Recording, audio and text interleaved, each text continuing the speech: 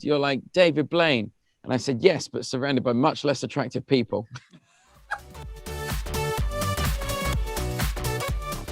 All right, hey everybody. Welcome to another week of Funny Business. Today with me, I have a guest co-host, Keith Grover from Harmon Brothers. He's with me today because one of his good friends is Piff the Magic Dragon. How are you two? You good?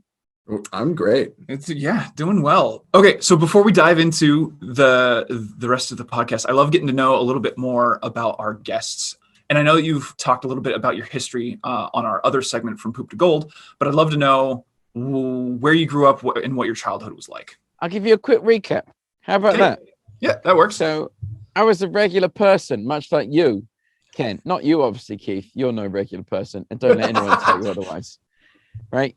And then for, I don't know, 28 years, that's how I lived. And then one day, I went to a costume party, and I went as a dragon. Now, before I went as a dragon, my life was very difficult because I was being fired everywhere for being basically too grumpy. I've got resting grumpy face. Now, I don't believe I have, but if you look at me, this apparently doesn't exude joy and cheerfulness. This visage, that what you see before you is not what you want to see if you hire a magician for your wedding or bar mitzvah. So I was getting fired everywhere because that's what I was doing. I was going around doing close-up magic all over the place. And eventually I was like, I'm running out of work and I need a better idea here. So I go to this party in a dragon outfit. No one's in dragon outfits or any other outfits. In fact, they're all just looking like you, Ken. Not you, Keith. Obviously, you've dressed for the occasion. But you, Ken, regular clothes. Okay. And I was like, what am I going to, what's going on? You told me it was a costume party. And they said, well, nobody turned up, so we just didn't bother. And I was like, I just walked all the way across London to be here in this. I've got no other clothes. And my friend said, you know, you should do this in your act. You could be Puff the Magic Dragon. And I said, wait, I could be Piff the Magic Dragon. You might have heard of my older brother, Steve. So I tried it, and it turned my life around because basically it made me socially acceptable. Apparently a grumpy guy in a dragon outfit is hilarious, much funnier than a grumpy guy in real life. So that was the beginning of, and I'd learned like this, how to do the magic part over the last 10 years. I just hadn't figured out how to make it work. So I managed to take that part of the nuts and bolts that I'd already worked on and couple it with a way that the audience would find me palatable. And here we are 10 years later in Las Vegas. So I'm actually a little bit more curious. I don't think we went into this on the Poop to Gold segment, but what actually like drew you into magic to begin with? You said you had already been working on it for 10 years, but what pulled you in? It was seeing a couple of magic tricks when I was a kid. The feeling those gave me, I was like, oh my, like somebody gave me these two rings, two hoops of metal, and they said, touch them together, and then bang, they linked. And I was like, oh my, I've got genuine magical ability, guys. I should use this to cure diseases and make gold. So I sort of like started studying it. And then I found out it was all tricks and lies. And I was like, oh, this is terrible. But then when I performed the magic tricks for other people, I saw their reactions and I was like, wait a minute, the magic is in like performing it, not in how it works. So it's always fascinated me. And I've always been interested by what I can do with by how I can use it with the skill set that I have, which is basically being sarcastic to innocent bystanders. So obviously, is this a long question or is it an awkward question? What is it? Because it's basically Kent just passed the buck on this one. Kent was like, I'm not really. After that previous answer, I'm not going to read this out loud. He passed it to you, and you're either trying to memorize a 4-line sentence, or you're thinking, how am I going to get away with this without being burnt by a dragon? So let's give it a go, Keith, my best friend, Keith. Well, Piff, prepare for a filibuster of a question. Along your magical journey, what were kind of some of the mistakes that you had, and how did you learn from those to become the magic dragon today? So many mistakes. And here's the thing. In like magic, it either is magic or it's not magic. It's a binary system. Comedy is sort of like this, but it's either not funny or a bit funny, quite funny, really funny, hilarious.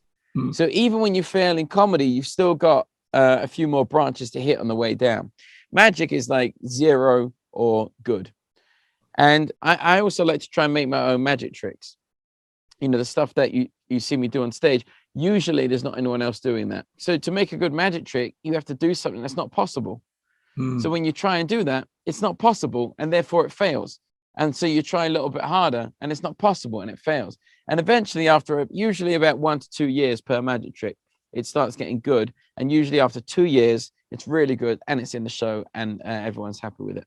So what kind of measurements do you use for your shows to see if a magic trick worked or not, or a joke landed or not? So magic, it's easy. Magic, you just say to people, hey, how did I do that? And if they guess how you did it, then you failed. And for comedy, you just have to be honest. I have to listen to the laughter on stage. I get people in the audience to tell me whether the show is good or not. You know, people I know who are honest. And then we video the shows a lot, and I'll listen to the audience, because all you're doing is just like seeing how much they laugh and going, is that enough? Or do I need more laughs? You know, do I need to get like, I try and get like seven laughs a minute. 7 laughs a minute? Oh, no, maybe a bit more. That's high joke maybe, density.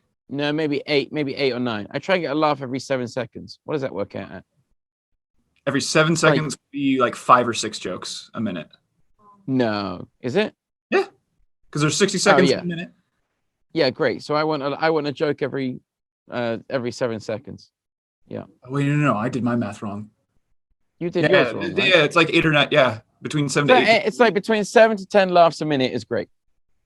I'm glad we worked it out now. If you can get between 7 to 10 laughs, then you're doing okay.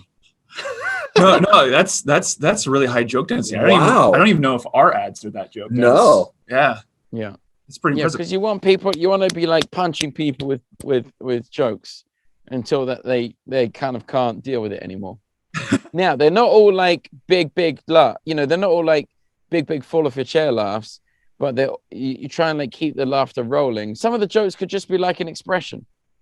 You know, they could just be like a little look, or something weird happens, or a visual gag, or something like that. But you want this sense that there's this constant stream of comedy, and then you pause it, do a magic trick, and then you're back to the comedy.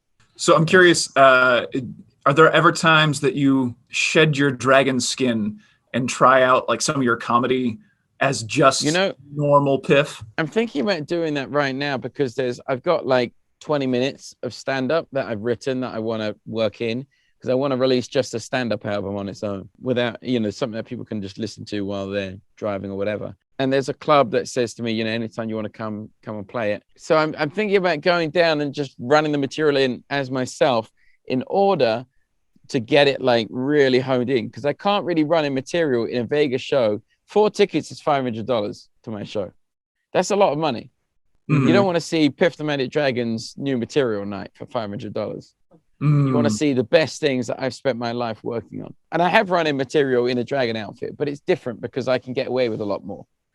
Because if it doesn't work, I can start like roasting the audience. So I've seen your show. I think Keith and I were both at the last one back in what? You came to the Park City one, right? Yeah. I saw that one, and then I saw one of your Zoom live ones. Oh, yeah. The Park City one was interesting because it was in the venue that they do the Sundance Film Festival in, right? Yeah. And I think they were used to some more highbrow entertainment than Piff the Magic Dragon. And so the venue, the woman who ran the venue I think she came around in the end. I hope she did. I hope it was like a Stockholm Syndrome situation where by the end she was like, no, I really love him. Don't take him away. At the beginning, it was certainly like, this is what we're doing today. A grumpy dragon dog act. Hey, Grumpy Dragon Showgirl dog act. I was really glad that I went. It was a lot of fun. But while we were at the show, you roasted the audience actually quite a bit, and it was really fun. Yeah. So for yourself, how do you know when too far is too far to roast an audience? When people start crying. And that's kind of, I'm not even being that sarcastic, really. Sometimes you just don't know. You just don't. That's the thing with comedy and with jokes, is that sometimes you say the wrong things and you do the wrong things, and that's just how it is. Because you're always, like you say, you're always searching for that boundary. Now, when I say sometimes, I mean like 1 in 100, 1 in 200 or something like that. So it's not often at all. I remember when I was much, much younger, like my mum was sick. She had cancer, And I went to see a comedy show, and a guy did a joke about cancer. And I was like, oh, I don't like this, because my mum was ill at the time. Now, in comedy, the people have, various opinions about what you can and can't say. And I think that, like, he wasn't like being outrageous about this material, but what he said reminded me of the situation that I was in. And so you never know when you're going to trigger somebody like that. And that's not like, it's not like a bad, it's just like life as life is, it's life on life terms. So sometimes you accidentally hit somebody's Achilles heel, and they start reacting. Usually I just apologize and move on, and everyone understands it. One time I had this kids are interesting because kids they can get overwhelmed by things. So they're great, they love it, and they give as good as they get. But sometimes if they're on stage, it's like 1,000 people laughing at them, the lights are in their face, the music's going, they don't quite know what's going on, and they'll get overwhelmed, and then they'll start crying, and then they go into a shame spiral because they just started crying in front of people. And those are very powerful moments, I think, that you can sort of like reach into and go, hey, no, it's fine, everything's fine. The fact that you're even here is like means that you're above all these lesser mortals out there. The fact that you came on stage. So, I can always make it better with these kids, but I mean, I've had they just get overwhelmed and they start crying, and then the audience really like, boom, they start turning on me. So, that's always like dancing around a hot potato. Is that what you say in this country? I don't know. Yeah, I guess it's like the laser beams that you can't set off. Yeah. It's like you hit one of those laser beams sometimes, and then you've got to work out how to deactivate the alarm system. That's what it is when you go too far, when you roast somebody. So, and then there are other times when I just say the wrong thing, and that is entirely my fault. And obviously, I'll give you an example. Like, one of my favorite movies is Babe. The pig movie. Yeah. And at the end of the movie, the guy turns around to the pig and he goes, "That'll do, pig. That'll do." Right. So I always think that's a really funny thing to say to somebody, because it's like the perfect it was the perfect response to this pig who'd given his all, and had saved his own bacon. And the farmer was just like, "That'll do, pig." Anyway, it's hilarious when you say it to a cocky guy. It's not so funny when you accidentally say it to a very nice, sweet woman who's just helped you out for the last 15 minutes. But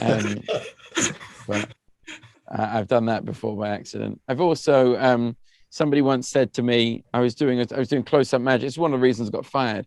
I was doing close-up magic, and this group of people, they said to me, "Oh my, you're like David Blaine."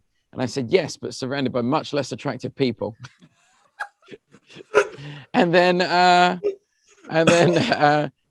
also went out to a group of people, and there was two of them, and I said, "Hello, do you want to see some magic?" And this guy slid his chair back and he stood up and he said, "My wife has just asked me for a divorce. Do you really think I want to see some magic?" And I said, "No, because she just made half your house disappear." Bang! And I was evicted from the restaurant. That is amazing. So that's a couple of examples of when it was solely my fault and nothing to do with the audience. Well, Piff, there's plenty of magic shows out there. There's plenty of competition. 2 questions here. How do you keep yourself differentiated from the other ones? But also, how do you shut the noises off on being critical of your own work? Years ago, there was a magician who's legendary in the world of magic called Billy McComb. And he always used to say, "You've got to have a business card on you at all times." And I would always go, "Nope."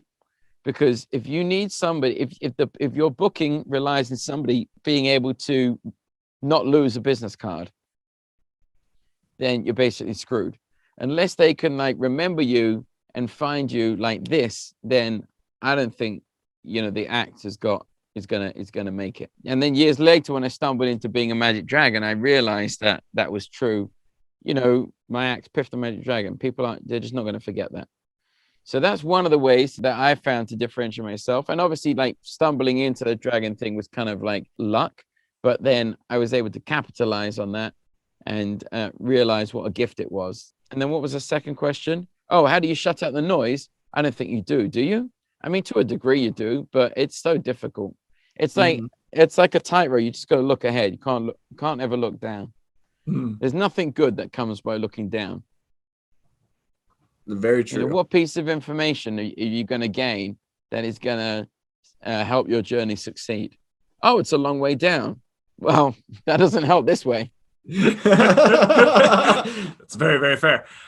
So to go kind of on that note, I love the idea that good artists create on their own or they borrow, but great artists steal. So you've got this entire magic empire as a dragon. So what have you stolen from somebody else and how have you made it your own? There was an orphan in the UK who had his own Magic Dragon show, and I punched him in the face, stole his outfit and his dog, and I've never looked back, honestly. That was how I became a great artist. No, I've stolen people's processes. So for example, Penn and Teller have been kind of mentors to me over the years. And all I want to talk to them is how they create their work. What do they do? What are the steps they take? Because I'll steal that stuff all day long. And then there's obviously a magic and comedy. Comedy much more so. Magic, unfortunately, not quite as much. But stealing material is not great. So it's more about absorbing the processes and the building blocks, and then trying to work it out to make it into something that is like completely unique. Because I mean, I've heard that, you know, great artists steal, but I can't really think of an example. Can you think of an example of that in practice? Yeah. Well, I mean, for us, the department that I run here at Harmon Brothers is called Harmon Brothers University. We literally allow other people to steal our exact processes of how to write ads and how to make. Oh, yeah. Processes. Yeah, exactly. Yeah. I think one of the misunderstandings with that statement is that you then just like, oh, so-and-so is doing a joke, I'll do that joke. And that's where people get all like, you know, what does stealing actually mean when it comes to art? And like you say, I think it's about stealing like those processes and the ways to create material and then using them to come up with something brand new. So you said Penn Teller is like your magic inspiration. Who's your comedy inspiration? People like Jerry Seinfeld. I love the show Seinfeld, and I love his stand-up. It's so well crafted. He'll be setting up the main punchline, but he'll be doing jokes along the way. So, and that's how you get those like rolling laughs. It's incredible. So kind of down that vein, 2020 made a lot of people reinvent themselves. And I noticed this for you, that you were trying to find ways to reinvent yourself because of like shows being canceled and things like that. What are things that you kind of borrowed from other people to keep being the success you are? We were in an interesting position last year because what we did was when everything shut down, we built a TV studio, which is behind me. And then we actually ended up building like 3 more because as we learned, you know, we would continue to like work out what this studio we use for our virtual shows. So it's like a 1 camera, and I'm like close to the camera, so you can see. Like if I do if I take out my magic wand, you can see that. Bang! Now it's a ball. Oh well, vanish. So you know it's like really close to the camera, so you can see everything in great detail. But at the beginning, we had it set up like a talk show studio, so it was like a 3 camera thing with like a robot camera for close-ups. And what we actually did was make hundreds of mistakes for like 9 months. And along the way, we definitely like had some successes, but we had almost as many failures, which I've never had as many fails as we had during the lockdown. It was just some days it was constant, like, no. But right now we're just coming out of that. The virtual shows have found a great audience in like the corporate market. So like we do them, you know, a couple of times a week for people who sometimes before we would, you know, travel for a couple of days to go and do a corporate show in the UK or something. And now we can do it without leaving the house. So that's been a big win. And then everything else, we're kind of like, I think the way the business is going is just people just want content. They just want more and more content. So we're just trying to find ways to create that content quicker, get it out there quicker, edit it quicker. Along that line, actually, you just talked about like how you can do it faster. So how do you achieve efficiency, and like what tips and tricks have you learned along the way to be able to streamline your business? We're like infants in this, but it's like for us, it's anything that we can shoot in one and then chop up to reduce and make it funnier, as opposed to going out on location. Like we won a big show last year called Tournament of Laughs on TBS. And we were doing these 2-minute videos, 3-minute videos, where they were taking like a week and like 150 hours to do because they were so intense. So that's like the other end of the scale. And we're trying to work on like, how can we like bang out content in a repeated form? Okay. So how long from like starting to learn magic did it take you to go from that point to doing your first paid show? Magic's different because like you can do tricks that you can buy online, and then they get delivered to you, and a couple of days later you can actually perform them. So I would say I was doing paid shows within like 3 months of starting magic. If you're talking about the first good show, that was like 10 years. So wait, how old were you when you started learning magic then? I was 15. 15? So, and I've been doing it 25 years. So I'm 31 now. Last time we talked for the podcast, for Poop to Gold podcast, you said that the end goal is to be more of an entertainer than a business dragon. What processes are you putting in place that you can be more of an entertainer rather than a... Great question, Keith. Great question. Powerful stuff. I feel like now we're getting to the nub of the funny business. I tell you what, the more I do this, the more it's good for me to even hear that right now, because I want to find a business partner so that I can really just like get that business, get the business side of the show taken care of, because there aren't enough hours in a day to work on the material.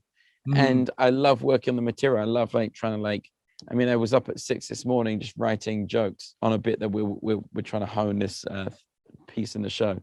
So I'm coming around more and more to the idea that somebody needs to be as much at the heart of the business as I am. And that's probably going to have to be a business partner. Awesome. Well, kind of going along with that, being an entertainer, a lot of shows have like a beginning, middle, and end with a climax closer to the end. How are you telling that story on stage? That could be a bit nuts and bolts. So what I mean by that is, try and open with like an amazing trick, try and top it instantly with like, basically what the second best trick in the show. Bang, second best trick in the show. And then it's just this weird thing of like trying to do another trick, which is like really, really great, but in a different style. Then some stand up to give people a break from the magic. And then just like bang, trick at the end. Now, remember, like a trick is like 5 minutes for me, or like 10 minutes. So these are routines. And at the end, the second to last thing is the best thing I do. And then the last thing is like a sleight of hand magic trick. So it like shows that, hey, you know what? Like I might be a genuine magical dragon with a magic performing chihuahua with a showgirl doing, roasting the audience and doing magic tricks at the same time. But at the heart, I spent 25 years learning sleight of hand magic, and now I'm going to do it for you. So that's like the journey that I want to take people on. But honestly, it's like it is as simple as start with the best thing, start with the second best thing you can do, and end with the best thing. And then along that way, just try and keep it as good as you can do. I mean, I remember, like these people are only with me for 72 minutes. Right. It's a very specific time. You can afford to, it's according to Cirque du Soleil, it's the longest someone can stay in a seat without getting bored. You can really hit people hard for 72 minutes. Like sometimes if I have to go on tour, I'll do like an hour and a half show with an interval. And then it's a very different pace. 72 minutes, I'm like, bang, bang, bang, bang, bang. I get 3 minutes off. Bang, bang, bang, bang, bang. I'd love to go wrap back around to this idea of the heart of funny business. Let's be real. A lot of times in business and in entertainment, especially, sometimes we just have to laugh at ourselves. So what's one of like the best/worst roasts that you've ever had of yourself by an audience member? Once somebody said to me, I was like, hey, what do you do? And he said, oh, I used to be a magician. And I said, oh, really? Why do you stop? Couldn't hack it? And he said, no, I grew up. Oh, I've got nowhere to go on that one. I was like, touche, my friend, touche. But I love that stuff. I love it. Because like you say, it's like, it's not life or death. It's not, we're not doctors. So I think unless you can like laugh at yourself, then this is the wrong business to be in. What's the best thing you like about being a magician? I love performing. I love like the fact that I get to do my show on stage in front of a new audience every night. And, comedy, when I'm like doing a stand-up bit, then usually that's pretty static. The words stay roughly the same every night. And I'll do it for 3 months and then put a new bit in. Magic, every single night, it could be different because you have somebody on stage with you, essentially trying to ruin what you're about to do next. Because they're going, how does this work? What's happening? Where's my thing? So it's definitely keeps you on your toes. Magic, I would imagine, is a fairly tight-knit community between all the different magicians, right? Everybody's always watching what the other person's doing and then trying to one-up that. So how do you stay at the top of your game specifically? Again, it goes back to that tightrope thing, never looking down, never looking to the left or the right. Just look ahead. And for me, it's like, the more I could do, I'm not saying that's what I do. I'm saying that's what I try and do. And obviously there are days when I wobble all over the place. But the more I do that and the more I just go, hey, what material do I want to do? And what video do I want to make? What magic trick do I want to work on? And it means that in the show right now, there's stuff that no one in the world has ever done in our show. And we're doing it. It's the funniest ever been. And I'm working hard to make it funnier each day. I don't know. I think unless you're really focused on what you can do, because no one else can do that. Everyone else can do impressions of other people, maybe of what they've already done, but they can't ever like capture what's inside here that you can like bring out and give to the world. And I've been on the other side of that where I've done things and I'm like, oh no, that was lazy. I just took something from somewhere and made a rubbish version of it. So I just try and focus on what can I bring here that no one else can bring, and let's just keep doing that over and over again. How can everyone find you? Piff the Magic Dragon.com. Well, Piff, thank you so much for your time. For those of you at home, make sure to like and share this, and then make sure to subscribe. We'll see you next week. Want to learn the tricks of our trade? We have them all laid out in our courses on Harmon Brothers University. This isn't surface level stuff here. This is our entire playbook, all our secrets laid out in full. The same training we give our own employees. You'll find courses on ad buying, writing video scripts to sell your product or service, creating the kind of large production ads we're known for, even making short ads using nothing but your cell phone. If you're looking to use video marketing to take your business to the next level, Harmon Brothers University has the course for you. Our students have seen incredible growth in their businesses by implementing what they learned in our courses. Take these reviews as living proof. We've now got multiple campaigns that are in the millions of views and in the multiple millions of dollars in sales. Within a week, we're close to 10 million views, over $1 million in sales, and most impressively, we've covered 100% of the production costs in the first 24 hours of releasing it. We saw immediate results. Sales went up 10x the first day. The first video we did is over 30 million views, the most customers that we've ever acquired in a single month. I think we hit about 26,000 new customers. Go to HarmonBrothersUniversity.com to start accelerating your business's growth with video.